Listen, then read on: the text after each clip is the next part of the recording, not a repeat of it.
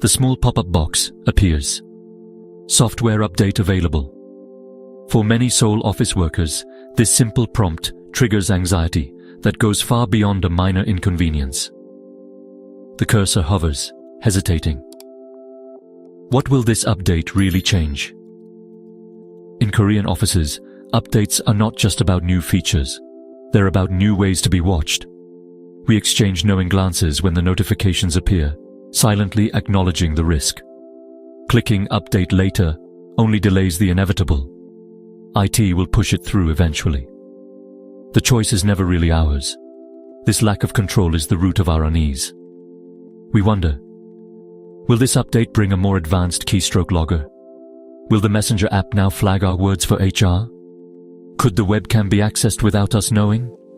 These aren't just rumors, they're real fears, confirmed by stories that circulate through the office. The update button has become a symbol of our vulnerability. We're told it's for security, but we suspect it's for surveillance. Each update feels like surrendering another piece of our privacy. The promise of technology, efficiency, connection, clashes with the reality of control. In the end, a simple click is a quiet act of giving up a little more autonomy. Korean offices have always been places of observation, but technology has turned passive glances into relentless, invisible surveillance. Every email, website, and document is logged and analyzed. The culture of nunchi, reading the room, now extends to reading the algorithm. We perform productivity for unseen watchers, not just our bosses. The pressure to appear busy is constant, turning work into an 8-hour performance. Companies claim it's for wellness and security, but it feels like suspicion. Trust erodes when every action is scrutinized. The office becomes a space of control, where our value is reduced to data points. Software updates are the perfect Trojan horses for new surveillance tools. We click agree without reading, unknowingly consenting to more monitoring. Keyloggers, screen recorders, and activity trackers slip in quietly, rarely mentioned in update notes. The lack of transparency is intentional. Employees are left in the dark.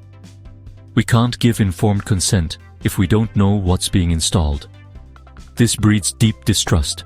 Every app becomes suspect. Is the Messenger app flagging keywords?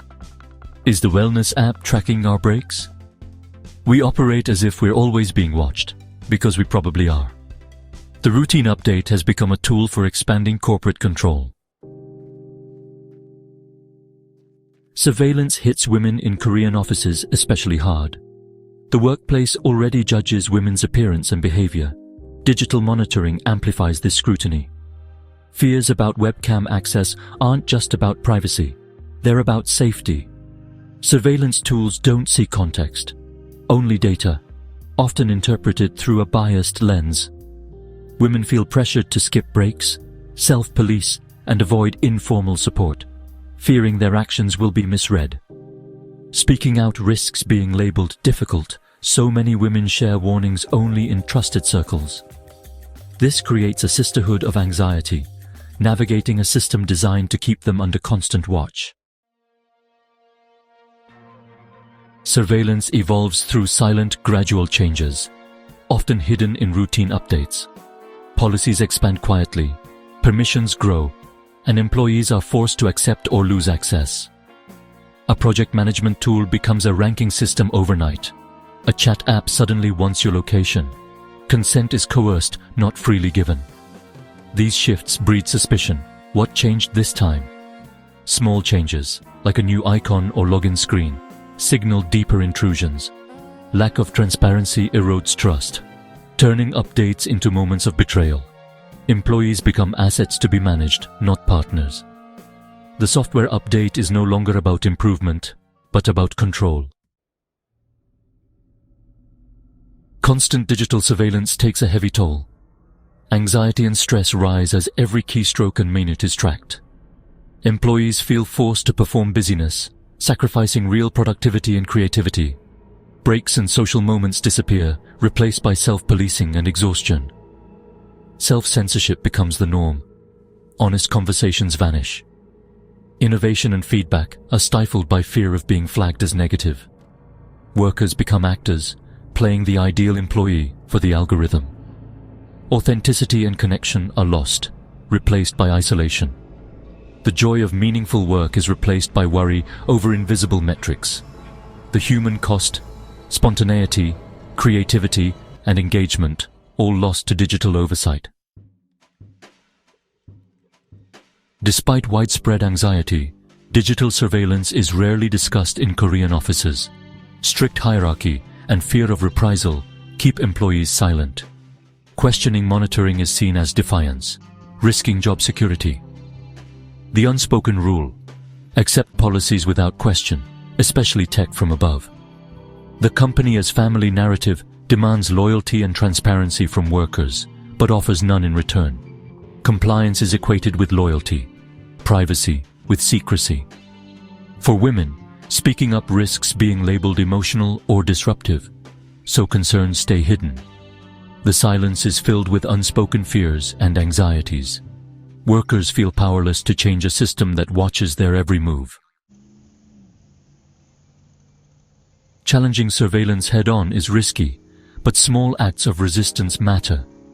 Start by checking software permissions. Knowledge is power. Quietly share information with trusted colleagues to break isolation. Private chat groups help confirm patterns and build collective awareness. Support digital labor rights organizations, pushing for transparency and consent. Use personal devices for personal matters. Avoid company Wi-Fi for sensitive browsing. If working from home, separate work and personal tech. These small steps create a buffer, asserting some control over privacy. They're not perfect, but they're practical ways to reclaim autonomy. The goal isn't to reject technology, but to demand transparency and respect for privacy. Productivity thrives on trust, not fear. Companies must clearly state what they monitor and why. No more hidden features. Policies should be accessible, specific, and updated with employee notification. Informed consent must be the standard. Coerced consent isn't real. Distinguish between essential security monitoring and invasive surveillance. Employees should have the right to opt out of non-essential tracking. This is a call for digital boundaries and a new workplace social contract. Employers have a right to productivity, not to invade personal space or thoughts. By demanding transparency and supporting each other, we can build a more humane, productive workplace.